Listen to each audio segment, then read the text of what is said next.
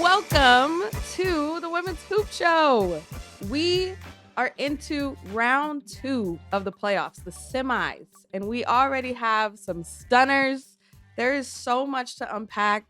I missed you guys. We missed an episode last week because I was on vacation. We'll talk about it, but so much has happened. We'll talk the semifinals, break down what happened with the early exit teams, and we have to share our reactions to the big award announcements, some huge announcements, all that plus sending flowers presented by Cash App, where we spotlight players, coaches, and individuals who deserve the praise.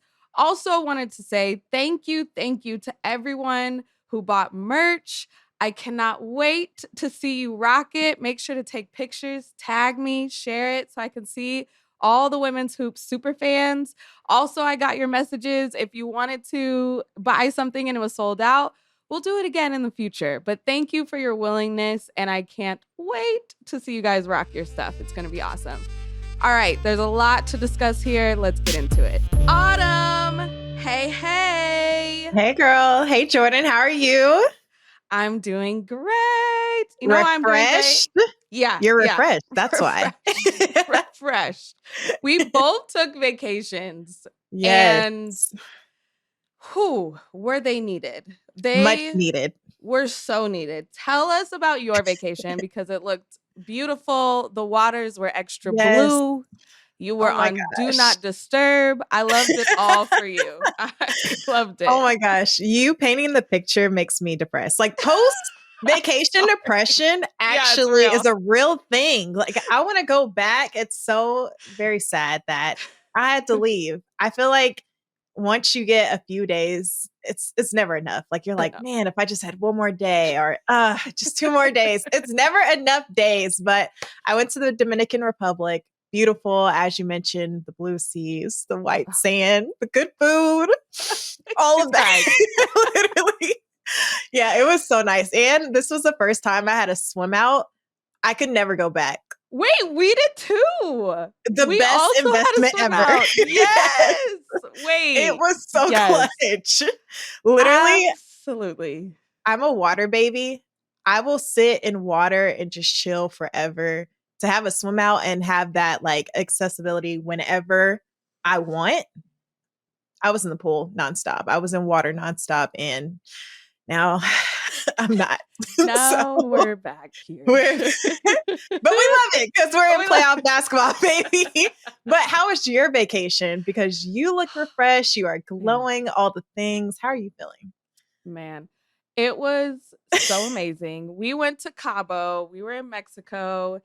And it was our baby moon because this was like our baby moon / anniversary because I am pregnant and this was like our last hurrah, our last vacation before baby arrives. And it was so special. And we got there and we're checking in and the lady's like, oh, so we have, an upgrade.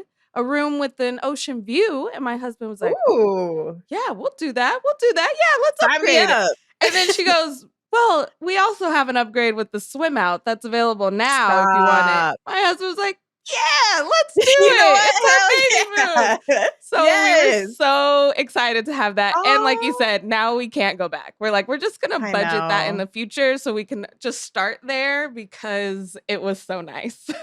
You can never do anything else. Like we're all spoiled now. Yeah, we're spoiled. And I'm okay with that. I am okay with that. You deserve. You've been working hard. And now, like, yes, WNBA Playoffs is going on, but we also have college basketball. So as freelancers, as contractors, you have to take the vacation when you can. I'm actually leaving tomorrow for college road trip. So that's what I'm saying. Like once you get the opportunity, run. Ooh. And here's the thing. You guys were still DMing me saying, oh, this vacation looks so cute. When are you coming back to talk about the playoffs? Because we need an episode. We need you to break it down. Like, so we're back. We're back. We talked about the vacation. Now we can talk about the playoff games because I was eating really great food, but I had my phone there and I was still Yes. watching the games because I wanted to stay in the loop. I'm too nosy. I couldn't completely turn off. But the No. games were incredible and I couldn't help but be glued to my screen. So how we're going to talk about it, we're going to talk about the semifinals first. We'll go into some award talk and then we'll recap the first round for you guys. But let's start with the semis, Autumn, because two great games yesterday. We're recording this Yes. on Monday. And let's start with the Phoenix and Minnesota. Let's start there. Okay.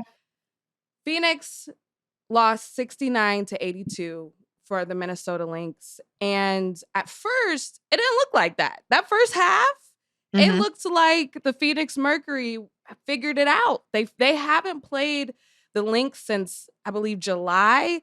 So they were kind of treating it like a new matchup almost. These are kind of two different teams from a couple months ago.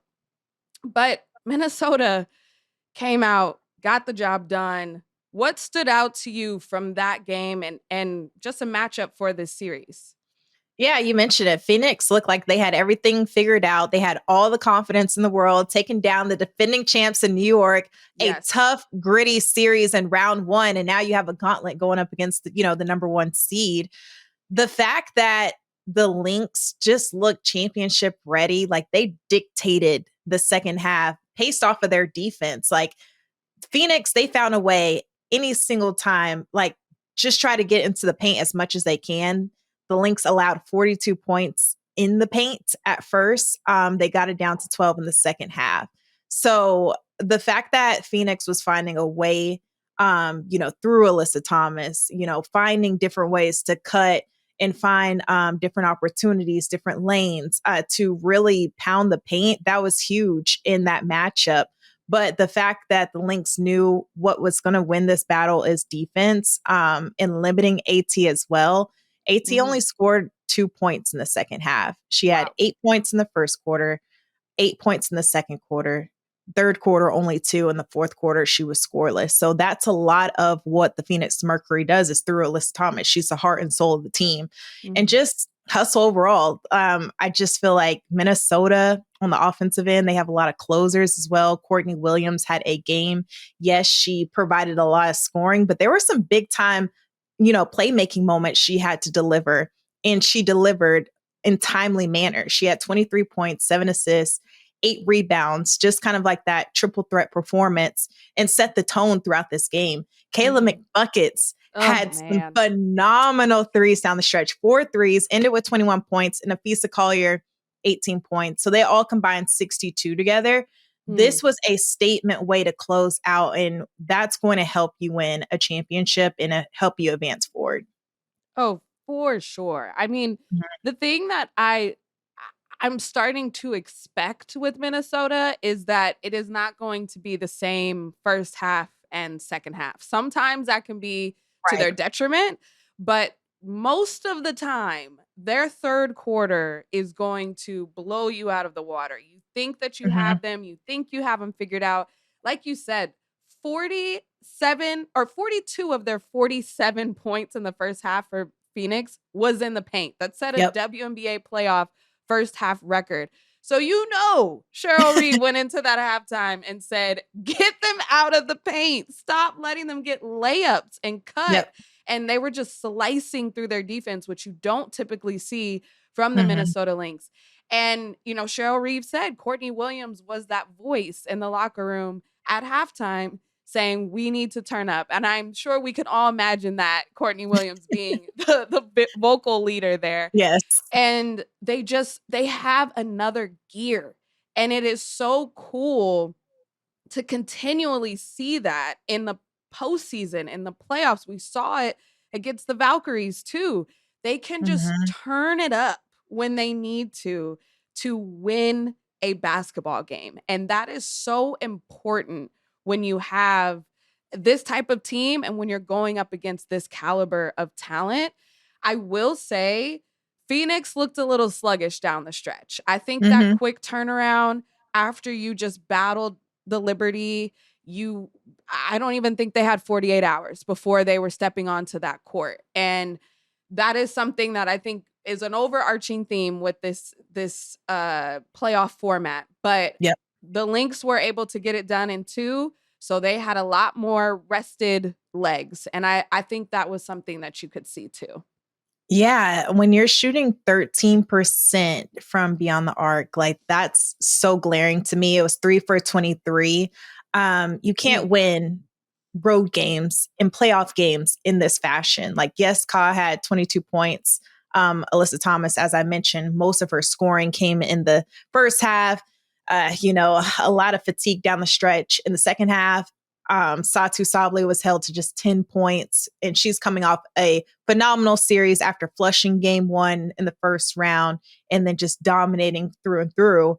But when you look at the bench, Sammy Whitcomb had, she was the bright spot, 11 points, but Dewana Bonner, 0 points. So moving forward, that depth showed up. The depth showed up for the Minnesota Lynx to close out the game. There was multiple bright spots in balance for the Minnesota Lynx compared to the Phoenix Mercury, paired on top of the defense and how they were able to shut them out and congest the paint. That was just a masterclass by the Minnesota Lynx. Mm-hmm. So this is now a 5-game series. We are in the semis, so they don't immediately have to travel again. They get to stay in Minnesota for Tuesday's game, and then they'll have 2 in Phoenix. But in your opinion, when you see this matchup and you see what Phoenix has potential to do, we got glimpses of that in the first half. What would need to change for them to kind of split these 2 games on the road for them? Well, I do see the Lynx coming out of this series. Like, this loss wasn't a surprise to me, but we saw what they can do versus the New York Liberty. I feel like it has to come obviously through Alyssa Thomas. Like, she has been pacing this team through and through from start to finish. It has to be more than her. Satu Sablé getting downhill was the difference maker. Ka going off as well. That 1-2 punch in the backcourt, that's hard to contain because Satu can do damage in the inside and the outside. Ka is a matchup nightmare, just trying to stay in front of her, period. So having like a pick your poison type of situation is tough when you're guarding the Phoenix Mercury, who plays bully ball at all costs. They're tough. And you can't go 13% from beyond the arc. A lot of what they do is threes. They like to get out and run. It has to be by committee. And also you need help off the bench. Like Dewana Bonner, she possesses playoff experience. We know what she can do. Like, that's why she was brought onto this team. But 0 points in 25 minutes, I think that has to be it has to clean up. That can't happen moving forward. Absolutely. Yeah. And I'm sure she won't want that to happen again. One comment you say about Sammy Whitcomb, I think that is a position that was a little bit in the hot seat because she was providing the offensive scoring, but she was getting lit up on the defensive side by Courtney Williams. She had to have a tough matchup with Courtney Williams, and Court was getting whatever she wanted. She was like, you want midi this time? You want a 3 this time? What you want? I'm going to cross you. I'm going to go to the rim the next time. And unless they're going to bring a double, which I don't think you can double on this Minnesota Lynx team, that is a spot where they're going to have to mix up that matchup while still wanting to keep Sammy Whitcomb on the floor. So I'm super interested to see what changes will happen for game 2 for that defensive matchup. Last thing is, I love that Cheryl Reeve compared Alyssa Thomas's physicality to the tush push, like the Philadelphia Eagles. Yes. She said it just feels like a cheat code. And if this keeps up, she's going to also petition that somehow gets rid of Alyssa Thomas's physicality, because there's just nothing you can do about it. You can't. You truly can't. Also, it's worthy to note Dejanay Carrington will be out for the rest of the season, which breaks my heart. I was really excited. I thought that was the exact piece they needed. That's all we talked about during those midseason trades. So to not have that defensive piece to your puzzle, like you think about matchups moving forward, facing the Mercury, whoever they're going to get outside of, the Fever or the Aces. I'm not sure if they advance. It's just a piece you just wonder like what she would do for this team when it comes down to it. And we've seen that already, even versus the Golden State Valkyrie. She hit a very critical 3 down the stretch. So what she can provide offensively off the bench and also lock up your best player, you have to miss that luxury of Dejanay Carrington on your squad. Yes. Thank you for mentioning that. That is, I believe it's a foot injury, which she was out for a couple games with the shoulder injury. So she's just kind of banged up. And it's going to be a big what if they can't close it out, or I've talked about so much. It's going to be one defensive possession, one stop that Dejanay was going to get down the stretch that could make a difference. So as a fan, I'm also sad because I really wanted to see that how that was going to work out. So wishing her a speedy recovery for sure. Game 2 between Minnesota, Phoenix is, as you're listening to this on Tuesday, it will be tonight. The other game that will be happening and that we need to review was the Fever and the Aces. The Fever beat the Aces 89-73 in game 1. Wow. Couple things to note here. According to writer Chloe Peterson, this was the first time the Fever have won in Las Vegas. Ever. Period. That's a sentence. They had not beaten the Aces on the road since the franchise moved to Las Vegas. So that's how big of a win this was for them.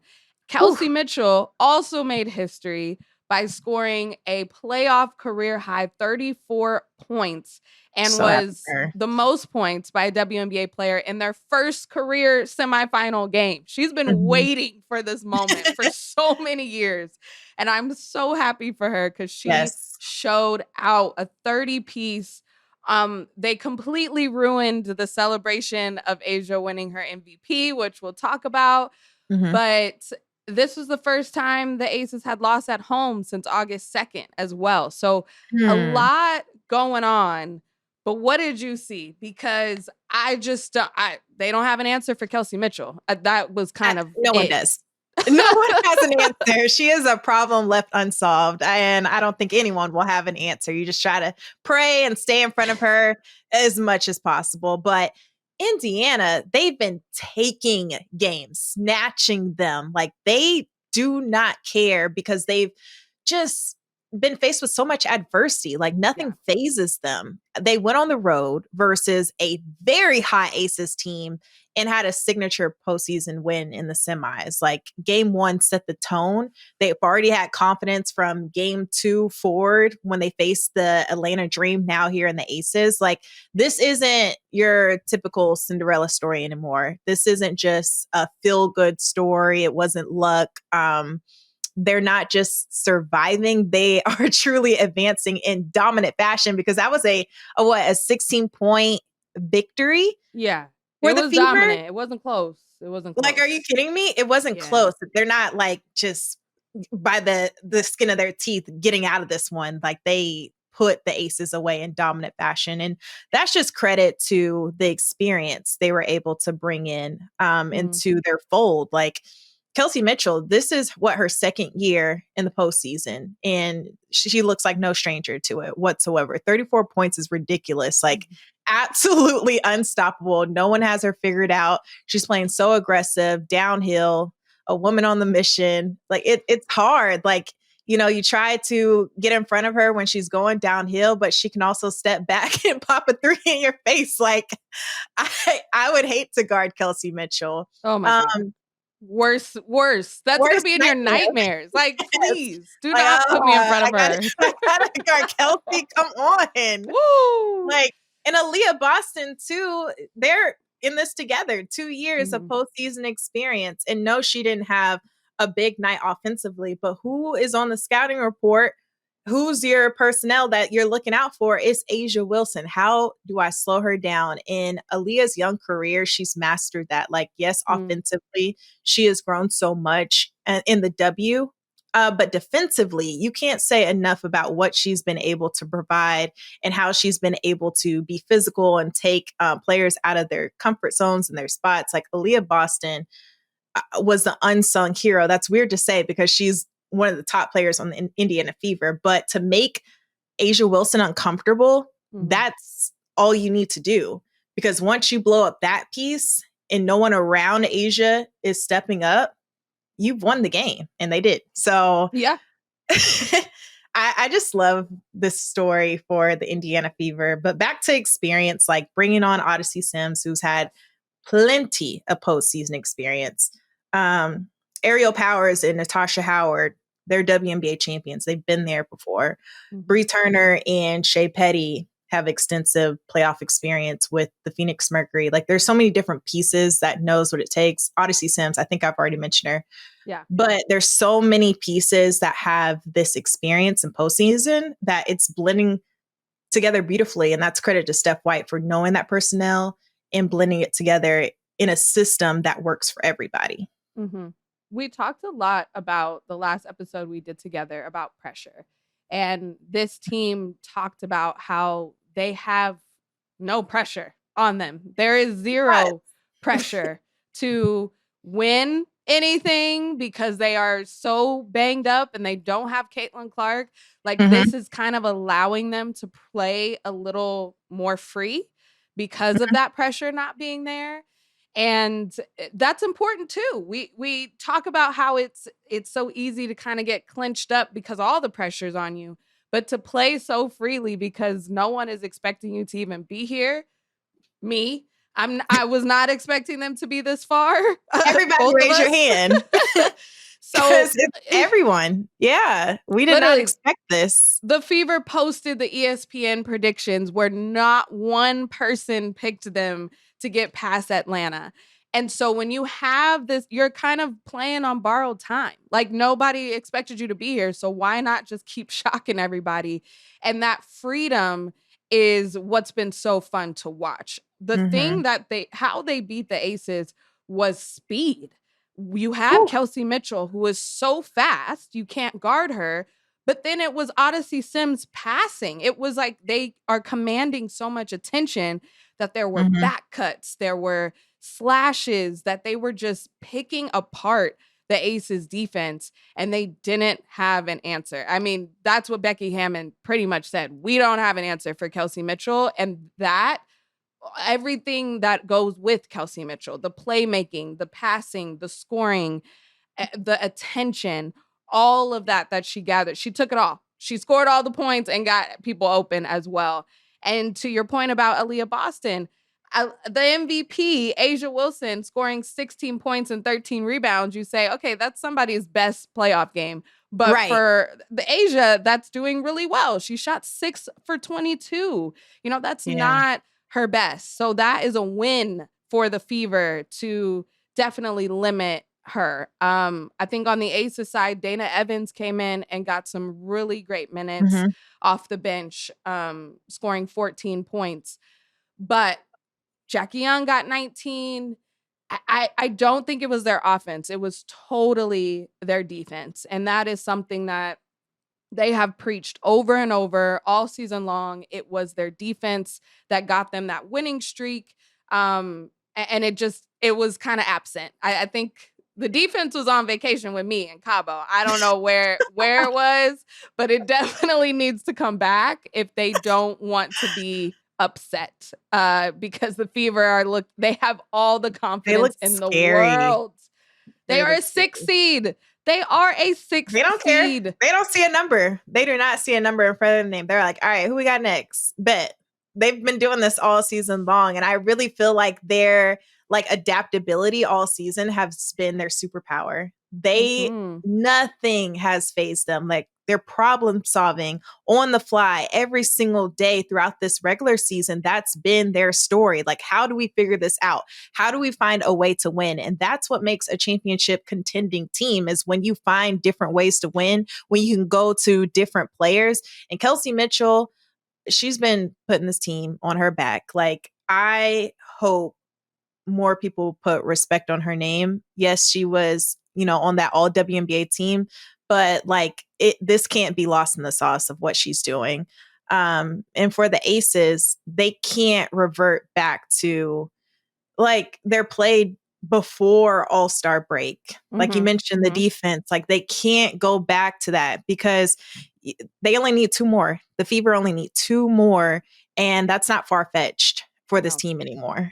So in order to avoid an early exit, they got to get back to good championship habits before what they experience after All-Star break. That depth around A'ja Wilson, you know, shooting to open things up for A'ja Wilson, try to make life as easy as possible, and just more consistent playmaking, making sure the offense isn't as stagnant as it was. But it goes back to the defense, as you mentioned. No drop coverage. You can't do that on this team. You got to try to stay in front of Kelsey Mitchell as possible and just make things a little bit difficult when they're going off like that. Yeah. I know that they can pull it together. I know that that's what the Aces do. We saw that even in the last round against Seattle, barely, but they got it. They got it together. So I'm curious. I'm curious if they're gonna double Kelsey Mitchell. I'm curious if they're gonna say we need Lexi Hall to beat us. Like, how do you try to? I don't know. Like, just mix it up. I don't know. Mix it up so that because it's also different because you can't say, well, let's see if Kelsey Mitchell will do it again. She will. Don't do that. That is not what I advise, because she will do it again, and she is that type of player. Let me just ask you this before we go take a break. Okay. If the Fever make it to the finals without Caitlin Clark. This is spicy. Will we think? What will that mean if they? I hadn't had this thought because, again, I had them getting bounced the first round, but now them winning this game is forcing me to think that, and I don't know how I feel. I think what I hope is that Kelsey Mitchell will get all the respect in the world. Like, yes, I have, this has been my team. I just needed a little help around me, but I've always been this girl. Yeah. So that's what I hope would happen out of that. Yeah. But I just have to throw it out there. It would be interesting. What's your question? Are you saying, is it Kelsey Mitchell's team in a sense? What are you saying? I guess just what would the storyline be? Because it's so much so of like, I asked my husband this question, and he was basically saying, if they somehow lose, they go to the finals and they lose, it will still be about Caitlin Clark. Well, if they had Caitlin Clark, they would have gotten over the edge. You know what I mean? I think we're so far past that. Really? I don't think. Yeah, okay, I don't. Great. Because this team has been playing like a team. It hasn't been anything like, oh, they're doing it without Caitlin Clark. Like, we've said that All-Star break. Okay, we've seen it. Here they are in the playoffs off the back of Kelsey Mitchell. Like, yeah, it would be nice to have the entire squad. We've been talking about the injuries throughout, but there's 5 other players who are out as well. Like, and that this team never fell off. Like, they stumbled along the way, but here they are sitting comfortably in the playoffs as a 6 seed. So I think we're so far past of like, oh, well, they could have did it with Caitlin because they got out of the first round they made the playoffs, first of all, without Caitlin as a 6 seed. They made it out of the first round without Caitlin. We're talking about the Black Air Forces now. Like, that's the point we're at. I think you can give Kelsey Mitchell all the respect of how she's been able to get her team this far. And it's not about like, oh, well, dang, they just needed X, Y, and Z because they've done everything what they have in the locker room. Perfect. Okay, that's my dream. That's what I want. I want it to go towards Kelsey Mitchell. It better. Maybe that's what we should say. It better go It just towards makes Kelsey sense Mitchell. that way. No, it Yeah. definitely will. It makes sense in my head like that. That everyone would think this way. I hope you're right. Okay, let's take a break. Then when we come back, we're going to talk some WNBA awards. We'll be back. Welcome back to the Women's Hoop Show. Let's talk awards, Autumn. Yes. Because this was, since our last recording with Cheryl until now, all of the awards are out, I believe. We're still waiting on first team, second team, all that. But the biggest one dropped yesterday on Sunday. A'ja Wilson is MVP again. 4-time MVP in 8 years, you guys. We're saying she's shooting 50%, not from the field, for MVPs. That's crazy. Of the years that she has been in the league, she has been the best player of the season. It's absolutely insane. And this is something that we cannot take for granted. We need to bask in this talent that we are witnessing. When you think of the greats, when you think of the names like Lisa Leslie, Cheryl Swoops, Lauren Jackson, they all had 3. She has 4. And I don't think she's done, you guys. I don't think this is going to be her last MVP. Let's get used to it. Yes. A'ja Wilson. And me and you both kind of had this reaction of not necessarily surprised that she got it, but surprised that it wasn't even close. Yeah. It wasn't even, I thought it was going to come down to, second vote. Like it might be like 2023 where it was so close. No. It was a large margin that she won by, getting 51 first place votes out of the 72 media members that voted. What was your reaction when you saw the breaking news notification that A'ja had won MVP again? Again and again and again. And I agree. I don't think she's done whatsoever. The scary part is she's going to continue to get better and better and better every single year, like she has. 50% of her entire season being an MVP it's just crazy to even think and say. We are lucky to witness her greatness in this lifetime. I'm so happy that I get to tell my kids about this instead of like reading about it or watching highlights about it. Like I'm just basking in this in real time. So that's really cool. But I wasn't surprised. I was only surprised to your point of looking at how it broke down. Like that gap was massive. But it was never about, A'ja Wilson not being an MVP caliber player. I think the biggest thing is we also look at team success, and A'ja was the consistent anchor throughout the entire season for the Aces. It was just her team that also needed to come along with her. And we saw just that. And now she's dropping 30 pieces, monster doubles, and pairing that with a DPOY type of year. A'ja Wilson simply just can't be stopped. And she's now in an elite class. I saw Kareem Abdul-Jabbar and Bill Russell, only players who have received, that 4-time MVP. A'ja joins an elite class. I saw a flashback of a boardroom interview of A'ja talking about like, people are still saying it's not enough and she has to win more. And every season she keeps proving why, it's A'ja Wilson and everyone else. Like it's not even close. She's in a class of her own. And I think the thing that I love about it the most is her leadership. Like she brings everyone along with her. That moment in the season where things flipped is because she told her team, if you aren't embarrassed by that 53-point loss versus the Lynx, don't come to the gym. Don't show up. Like we're good. We don't need you.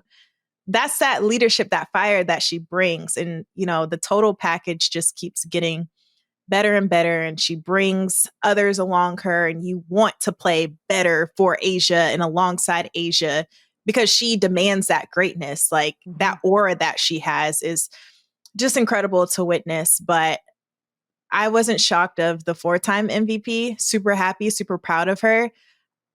Just the gap in the dominant fashion she did it in. I was like, oh, okay.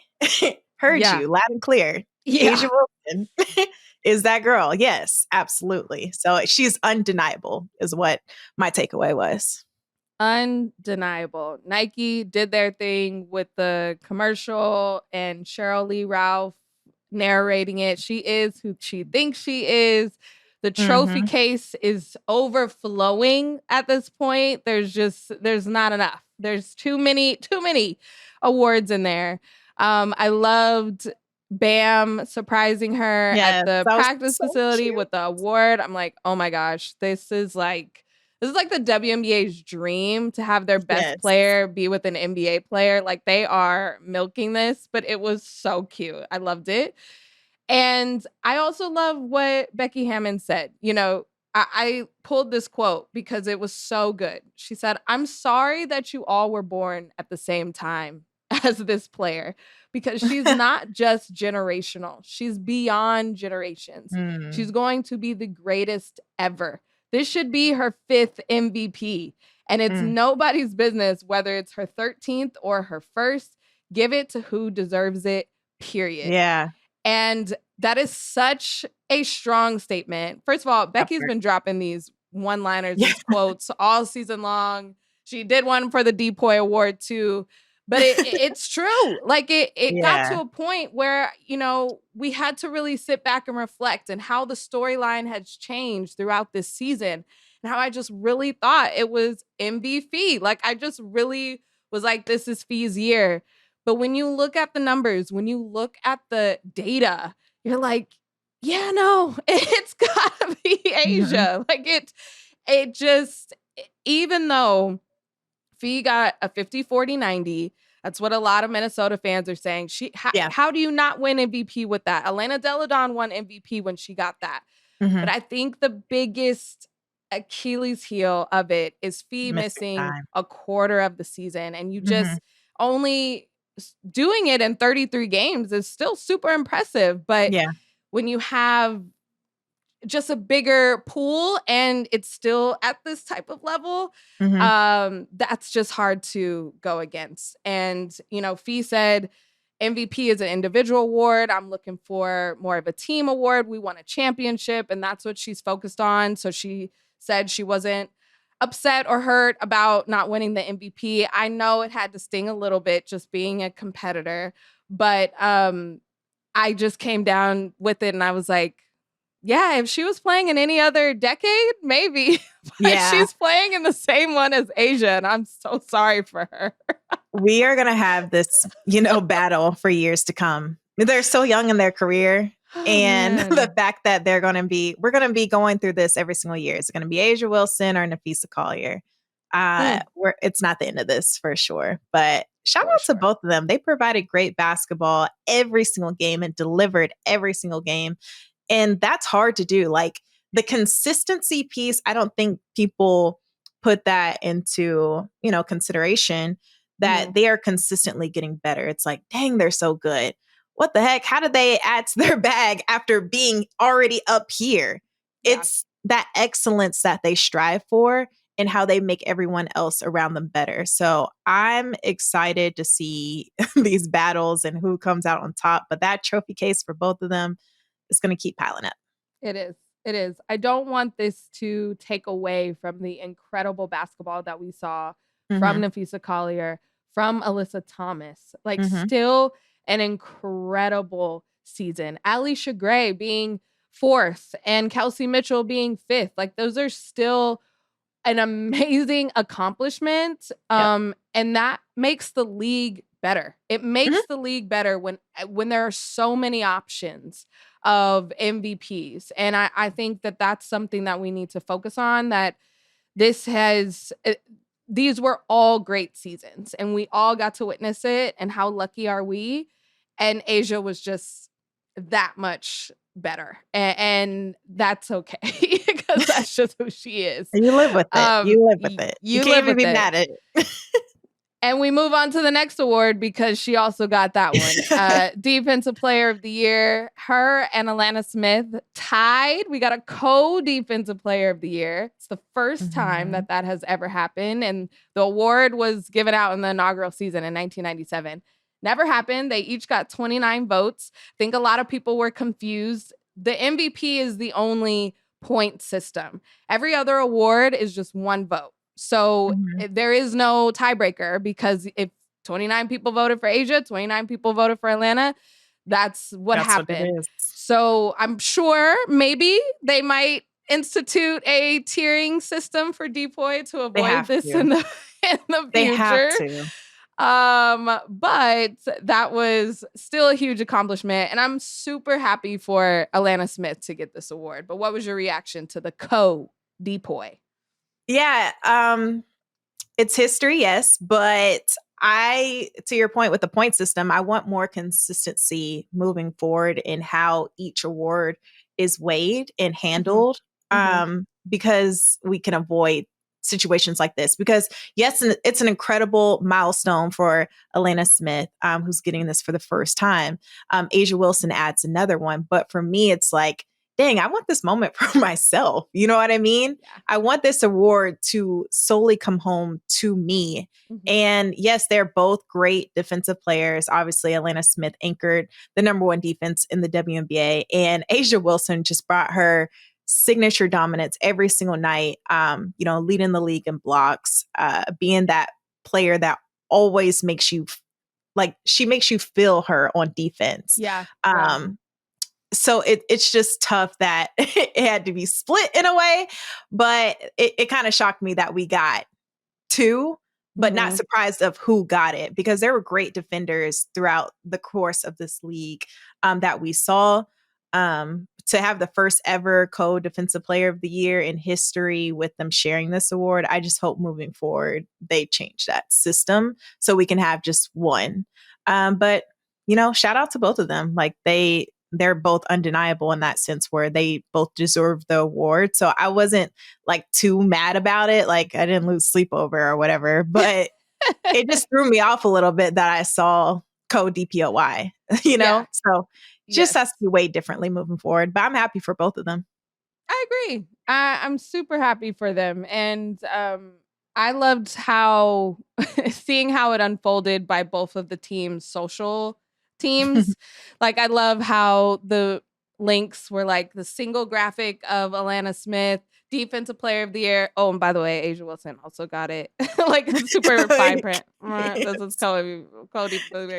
I just think that's so funny because yes, you want each player to have their own moment. It is a huge award. It is a big deal to be regarded as the best defensive player in the league.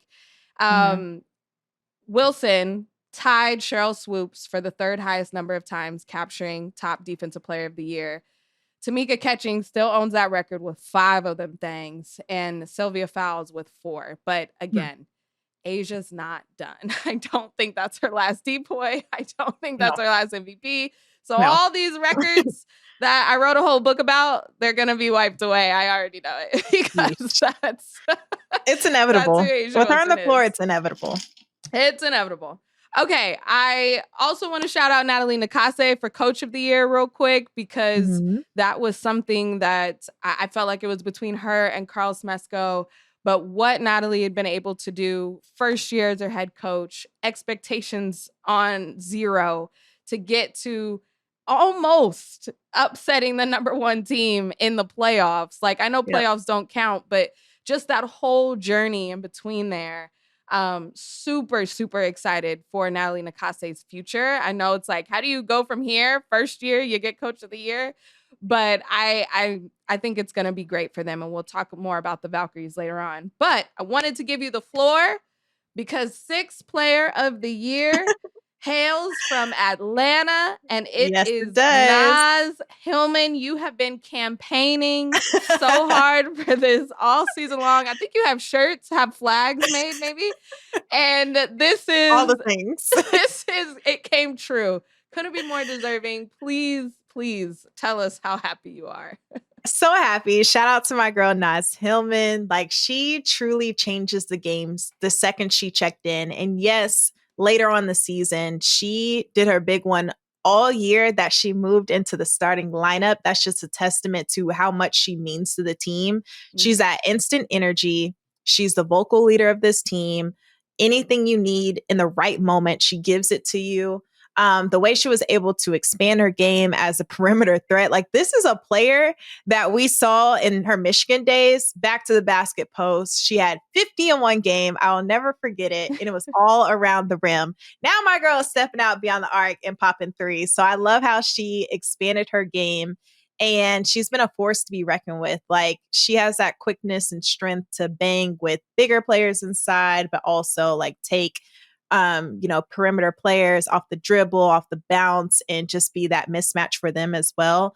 I really feel like her trajectory is going to be that positionless player that she already is, on the same trajectory as a Alyssa Thomas or a Nafisa Collier. It's scary to even think about that, like what she can become as a positionless weapon. So shout out to Naj. She's not done yet, but I'm just happy to see her get her flowers, because I have been covering the Atlanta Dream. I saw her come in. She wasn't utilized as much, but every single time she was utilized, it's like, dang, like, can she get some more PT? Because she's making a difference here. So to see that belief poured into her this season, it's game changing. It was game changing for the Atlanta Dream. Like, when you think about their success, you can't talk about it without putting Naz Hillmon's name in it. And I love when players get rewarded for that, for all the work that she has put in, for the confidence that her teammates poured into her. It's such a feel good moment as a fan or someone who covers the league, when it's like, yes, you got this right. You awarded this award to the most deserving player. Yes. She received 44 votes. Natisha Heidemann for the Lynx was second with 22 votes. Jessica Shepard got some votes. Dominique Malanga got a vote. So it was, I think that's, again, super exciting that we have multiple options of players coming off the bench. That is an important role for so many teams. And Naz was a huge, huge piece of Atlanta's success. So I can't wait to see how she builds on it. Like, I wonder if she stays in the starting lineup next year. She's like, no, I actually like coming off the bench. I like being this party starter coming in late. But can't wait to see how that all unfolds. We'll see. All right. We're going to take another break. When we come back, we're going to talk about some of those teams and who got knocked out in the first round and what the future looks like for them. We'll be back. Alrighty, welcome back to the Women's Hoop Show. And in our run of show, it is titled Round 1 Losers. So that's how we're going to talk about them. Sheesh. The teams that got bounced in the first round. There's no other way to put it, really. And Seattle Storm, though, even though they lost, man, that was exciting. I wasn't really expecting it to be exciting. I kind of thought Vegas was going to roll over them a little bit. But it came down to not only a game 3, but the final seconds of game 3. Asia Wilson jumper missed. A Jackie Young put back midair, out jumped like 4 people. That photo should hang it in the Louvre, because that saved their season. And then Gabby Williams had a shot and they turned off the lights. They said, we don't even need to see it. We don't care. We've seen enough. The Aces win. But somehow they pushed it to the very limit. But Seattle gets bounced in the first round. And unfortunately, we all knew what was coming next. Noelle Quinn not getting her contract renewed for next season. Look, it's tough. Kind of knew it because of the past years And not only Seattle getting bounced from the playoffs early, but specifically getting bounced from Vegas. Have you seen this? Like the last 5 years that they have either not made the playoffs, or when they've made it, they've lost to Las Vegas. So they can't even get over that specific hump recently. But Noel Quinn will be out as a head coach for Seattle. But I guess that begs the question, where did the Storm go from here? What's next? Ooh. Well, first things first, obviously learning who will lead this franchise. Like, again, the news wasn't shocking, but it's still heavy because, this was a veteran-led roster with high expectations. I didn't see them as a 7th seed because of all the talent that they have in the locker room, which I think a lot of those core pieces will stay. It seems like Nneka Ogwumike and Skylar Diggins, they're a package deal. They want to play with each other. They want to compete with each other. Dominique Malonga, a star as a rookie. So now it's like, who are those other core pieces that are going to come back? Because we are in a year of free agency and CBA negotiations, and things can look completely different. But I feel like if they brought in a rotational piece, a few rotational pieces, because those starters had to play heavy minutes. So relying on your bench, we just talked about the Dream and the Minnesota Lynx and that punch coming off the bench. They need more of that without running their starters to the ground. So I think that's next. One, learning who will lead this franchise, and two, who's going to return in the year of free agency and what can you pick up.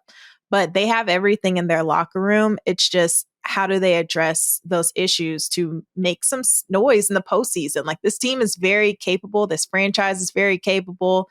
I think they will be an attractive destination because of the resources that they have.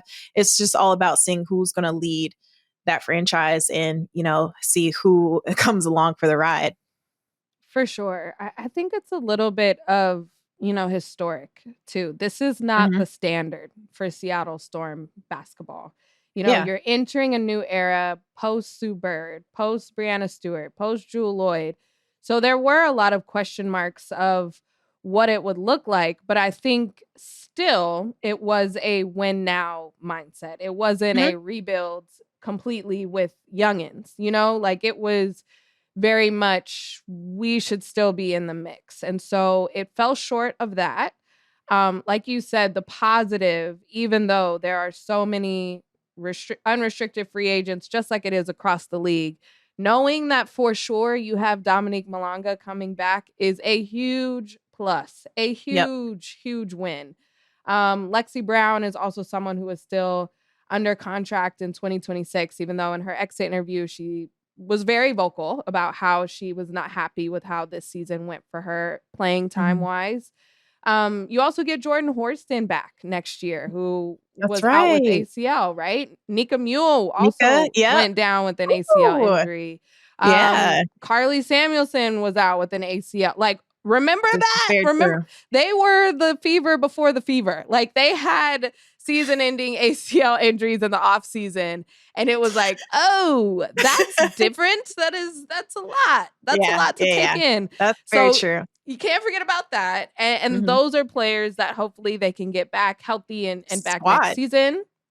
But, there's reports out there that it's not just Noel Quinn. It's the whole coaching staff. They want a complete overhaul. And I think that this is the first coaching pillar to drop in the offseason. And I think it just makes it extra hard as you're wanting free agents to come to a team. You might need to make that coaching decision very soon to see who is going to be on board with that. Because I think there's going to be free agents like, okay, I want to go to Seattle, but like, who's going to be the coach? I want to wait and see before I recommit if you're Skylar or Nneka, or if you are a outstanding free agent that could come off the bench and say, I can do amazing things for this team, but who's going to be running it? I think it's too much in flux with the CBA and a coaching change. So that's something that could be their detriment.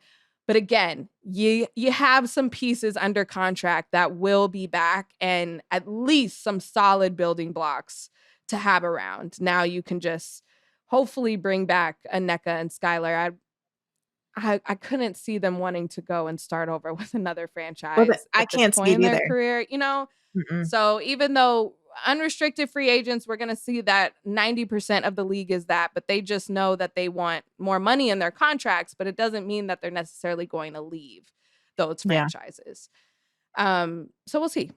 Good luck, Seattle. We'll see. Really proud of how they came back and stormed back in game 2 and made it close for game 3, though. That was a better taste in your mouth leaving the season for Seattle Storm fans. Yeah. Yes, agreed. Another team is the Liberty.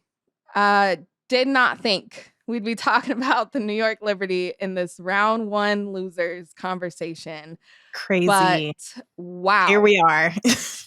Whew. That gosh, game 2 was just tough to be embarrassed on your home floor by the Liberty. And then game 3, the stat that just shocked me and Stewie when she learned about it in the post-game press conference was that she was the only player to score in the entire fourth quarter. She finished with 30 points.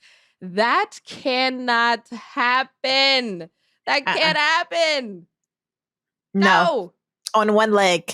Like, that's insane. The lack of help down the stretch with all of these pieces. It was only Brianna Stewart. She was trying to will her team to a victory while guarding Alyssa Thomas on a sprain MCL. That was uncharacteristic, but it's kind of been like, I don't know. It's been the overarching theme of this entire team, the entire season, like defending champs, yet we're still talking about the effort, putting a full 40 minutes together. You know, just that, I don't know, that extra punch. But I think it was on Threads or X, I don't know. It was like a picture, one of them. It was a picture with Benijah Laney Hamilton and Kayla Thornton sitting by each other. Like, why isn't this team moving forward? What's different about this team? You're missing 2 big pieces. We're talking about 2 players who brought defense, toughness, hustle plays, that right play at the right time. Like, that's a huge piece of what they did. And yes, they brought in a lot with Natasha Cloud, Emma Mieseman, but there was a lot of injuries too that derailed this team for them to catch a flow. Like, JJ, Stewie, Emma Mieseman didn't really have time and practice together on the court down the stretch of the season, going to postseason play. Was Sabrina Ionescu, like, was she full strength? I don't know. Health is wealth. But also when they had pieces, there was a conversation always of like, this isn't like us. And we know this isn't like us. You could talk about it, but it was never there when we saw that full 40 minutes from a New York Liberty team we knew was capable of doing. Yeah. It's just a bummer. Like, I don't even know how else to describe it. Just them not being back in the finals. I keep going back to, you know, if we would have had this conversation at the beginning of the season, how different were we talking about the Liberty? How much were we just like so sold on they're going back to back. Who can beat them? Who can stop them? It was already written, and it was not. And the Mercury very much put an end to that conversation. Again, this was a sentiment across all of media. Like at the screenshot with the ESPN writers, everyone but one person picked the Liberty to move on past the first round. I just thought for sure they would be able to put it together. But I think it's a tall task to say, you guys just were healthy. Now hurry up and make this miracle run. And I like you said, the timing together, missing Benijah Laney Hamilton, Kayla Thornton. I don't think we talked about them all season long being a missing piece, but it showed up in the playoffs for sure, more than normal. Yeah, I know. Those are 2 big pieces for sure. I even saw Benijah Laney Hamilton walk up after the game to like console her team after the loss. I'm like, dang, they were missing her. That's crazy. But I don't think you blow this up. You don't. No, I don't They think have so the either. pieces. No, it was just a year of injuries. It was very unfortunate. So I really think, you look at this as kind of like, I don't know if I would call it an embarrassment, but to be first rounded as the defending champs, I mean, you're going to come in pissed off for sure. Yeah. We might get a very pissed off, angry Liberty team coming into 2026, and I love to see it. But we'll see. We'll see. Correct. They only have 2 players under contract, Nayara Sabally and Leonie Fibich. They have 1 pick in the 2026 draft, but again, this is one of those situations where they're mad. They want to come back. I don't see Sabrina going anywhere else. These are some of their anchor players. That's going to be my famous last words.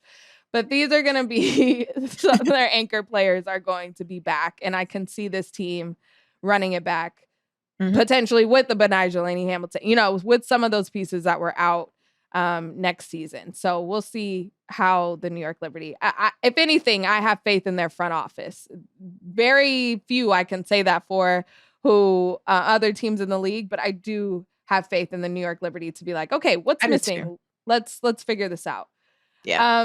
The Atlanta Dream, also a team I did not think would be under the round 1 losers. Autumn, oh, what happened? It's too soon, Jordan. I'm sorry. Soon. I'm we are still sorry. Unwell. I can speak for all of Atlanta. We are very unwell. Reality hasn't really set in, even though we're in semis now, but it's just like, dang, really? I was in the building when it happened, and you can just see everyone's face. The energy was sucked out of that building. Everyone was in disbelief. And it was sad to see like that season come to an end. Like right after the game, Alicia Gray went to a lot of her family members and just embraced them for a long time. And it was just sad to see like this is it was a stepping stone that, they were supposed to be a dark horse and get far, and the expectations were different, bringing in new pieces. It was tough. It really was. So I don't know. I still don't have words for it. I'm so sorry. Sorry. Okay. That game 2 at Indiana was, I would just say, uncharacteristic. It was, they lost 60-77, and it was a tough shooting night. That I kind of chalked it up to that. I'm like, all right, this isn't how the Dream typically play. Yes, they could have won it in 2, but we're going 3, and you'll be back at home. Some of those shots are just going to fall. And I don't want to say this. It's not personal. The lights were very bright. It was a must-win to say that. situation to go to the semifinals, a place that not a lot of those players had ever been before. It was already the historic of the best season in franchise history. It was a lot. And I think that it just got too bright. It got too bright, and that's what I saw down the stretch, unfortunately. It was like, we need one, but can we get one bucket? Can we get one stop? Like they just never came. And to lose 87-85, it was just tough. And that's what my feeling was just shock. That's and fair. Wow. But you'll learn from this. I do feel like they will learn, they will grow. It's something that they can say they felt before. And I think it was just uncharted territory. It was a space that these youngins who were doing already the unthinkable, it was tough to overcome.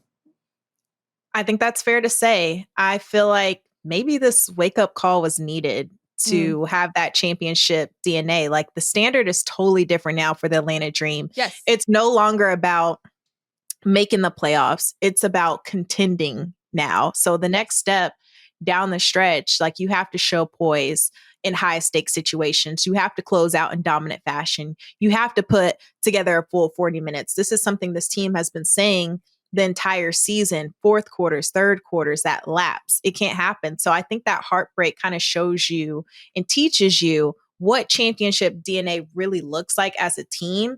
In year 2 under Carl Smezko, like the foundation is set, that chemistry is there. I think they bring back, their starting 5 and add maybe another rotational piece off the bench, possibly. But staying healthy also is another concern. Like the Atlanta Dream, they didn't have like a lot of consistency throughout the season of playing with each other, which didn't phase them. They always found different ways. But I think for the Dream, the goal next year is simply get out of the first round. Like the bottom line, no excuse. The rebuilding phase is over. The Dream's here now. They're a top 4 team.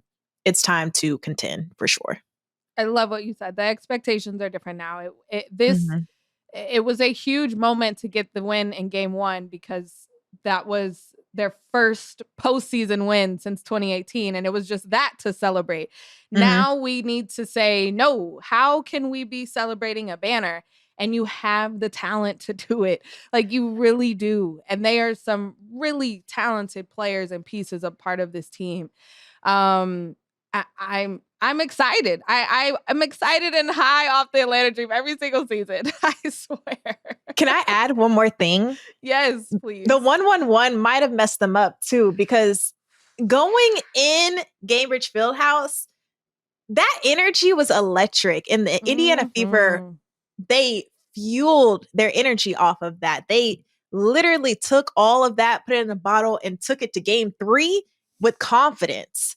They came in like, okay, now what? Like, we're here. We got this. We don't care where we're at. We don't care if the crowd's going for us. We have all the confidence in the world knowing how we took game 2 away from you with one stop. The ability to, Lexi Holt get the steal, which was a difference maker for this team, hitting Aaliyah Boston behind the defense. Like there was just different moments down the stretch where the Atlanta Dream just didn't execute, turning over the ball. There was quick shots in the shot clock. Like I just think the Indiana Fever had the confidence and rode that wave. For sure. I mean, the Fever were the main team that were complaining last season that they did not get a home game in that first round. And that's why. And then they get out of the first round once they do get that new format. Interesting. I want to go on a whole soapbox in another episode about the format and how much the format has changed in the WNBA's 29 years. Like I feel like it's changed 15 times. Like it's changed so much. So I'm curious if they're going to keep this again. I thought the game 3s were interesting. They were super dramatic. And I think the format it made for more game 3s. I think that was a cause and effect. So I'm curious if they're going to keep that format again. But lastly, the Golden State Valkyries. First, home court advantage. We talked about how it might be a disadvantage. That looked just like Chase Center. It was sold out. It was a huge arena. So I just want to say it didn't matter where or when the Valkyrie fans were going to show up. And I think that was a huge piece of why they almost won that game if it wasn't for an incredible, again, second half comeback by the Minnesota Lynx to end the Valkyrie season. But the whole arena stayed. After the game, didn't matter. They gave them a round of applause. Everyone was just so proud of how this season went for the Valkyries. So it's a very different tone for all these other teams that we talked about. It was very much like congratulatory for even just the season and thankful for what the Valkyries were able to do in year 1. Would you agree? 1000%. Like a first year franchise that wasn't supposed to have 23 wins, finish 4th in the West, make the playoffs, take the number 1 seed to the wire in game 2 and win postseason awards. Like they did all of the unexpected, and they are the blueprint moving forward for all of these expansion teams coming in next year and years to come. They proved everyone wrong and showed what's possible. Free agency, when I think about that too, that's an attractive destination in my eyes because they've created like this really unique atmosphere that you would love to play in front of. They've quickly become like that first class franchise who has phenomenal elite player treatment, facilities, and winning. Like that's what it comes down to. They won a lot. They took, and even in those losses, they took a lot of the top teams to the wire. So that's the type of franchise you want to play for. And I think that's what we're going to see. I'm excited to see all the shifts and movements and who they pick up and how they continue to build. This wasn't a team of stars, but they had a vision, and they took players who like really bought into that system that Natalie Nakase was able to build. So shout out to the Valkyries. I love to see it. They changed like what we view expansion teams as. Like it's not like, oh, we're happy to be here. Like, no, they can contend as well. So that was really cool to witness. What a huge history making thing to do. Like you completely changed our view. We are not going to automatically put expansion teams in last place like I did going into this season. The bottom feeders. Yeah. Ooh, sorry. We were so just, yeah. We might have to review that. Yeah. We might have to see just how wrong we had no idea. But the owner, Joe Latham, he says he wants to keep as much of this group together as possible. Yeah, and I think this is going, like you mentioned it, a attractive free agency destination. But I think a lot of these players want to stay too. So they're going to have to really fill out, this was a great first year. Do we keep this chemistry? Do we run it back? Or if there's people knocking at the door, we gotta see who's out there to see who else can add to this team. I think the last free agency period was really disappointing for them, and they thought they were going to be able to sign some bigger names in the free agency. They didn't have a lot of trade pieces. Now all of these players kind of showed that they could be trade worthy. They have value in that. And then on the other hand, just being able to show the product more. So I'm going to keep all my eyes on the Valkyries in the offseason. It's going to be super interesting to see how this all plays out. But Valkyries, you did your thing. Toronto, Portland, hello? Are you listening? I hope you guys have been watching. Taking notes? I hope you've been taking notes. And this is what we expect now. This is what the expectation. This is the standard. This is the standard. Okay, we have been yapping for so long. Now let's wrap it up with some sending flowers presented by Cash App. Making money moves should be easy, and that's why there's Cash App. It's fast, safe, and honestly just way more personalized than other apps out there. Autumn, who would you like to send flowers to? This one is so easy. And I try to pick a different one if we've already talked about, a player earlier in the show. But how can you not give A'ja Wilson her flowers? Like, I'm giving her a whole bouquet because before the age of 30, A'ja Wilson has done so many things, broken so many records, and just done what most players can only dream of. Like 4 MVPs is insane. We are going to be talking about her for generations to come. She is a legend in her own right already. I'm going to go ahead and call her the GOAT. Like she is joining an elite circle. I love to see it. And the beauty of it is just her character, just how she pours into everyone individually. She takes her team along with her. And when she received that 4th MVP, you always hear, players say, this is for my team. This isn't about me.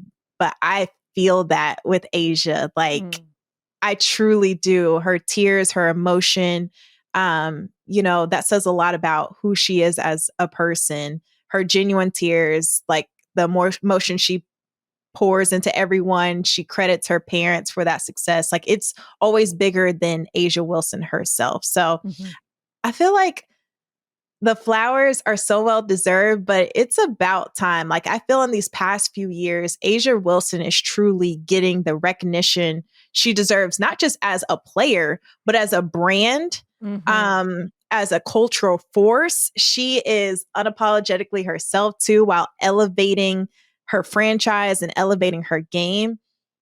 She has her own signature shoe. She has her statue. Like we're starting to finally say, all right, this is the best of the best, and we are treating our superstar just like the superstar. That. Yes. Because she's been great for so long. But I feel like on a marketing standpoint, it's like, no, let's put our money where our mouth is and show just that. There's more coming for A'ja Wilson. She's so one of one as a global ambassador for this game. So had to give my flowers to A'ja for sure. It's so spot on. And I swear we didn't talk about this beforehand, but I was also going to give flowers. I mean, she has a Lego. How can you not? She has her own Lego now. That's what I'm saying. The marketing is spot on. The marketing is spot on. I guess I will specifically give my flowers to A'ja Wilson's parents because I am starting from scratch this parenting journey very soon. Yes. I mean, her dad in the pink wig, like with Mark Davis, giving her trophy. Her mom just posting everything, being like, in God's time. But it's very telling of A'ja's character. And we talk about that so much. We both interviewed her so many times. I feel like we're best friends. Like she comes in, she's just so respectful and willing to talk to everyone and just has this great attitude, but is still such a force and a killer on the court. I think it is a direct correlation why she is how she is and what she's been able to accomplish is because of that relationship she has with her family and her parents and how she was raised. You can just very much tell that. And so, yes, this is a lot of her success, but it is a part of her parents and what they were able to do and bring her along. So I also want to give some flowers to her people because she thanks them. She was asked, this is your 4th MVP. Who is your MVP? And without hesitation, she says her parents. Like that it is a part of her. And I think that if she was a shitty person, like this would not feel as great to be able to celebrate her.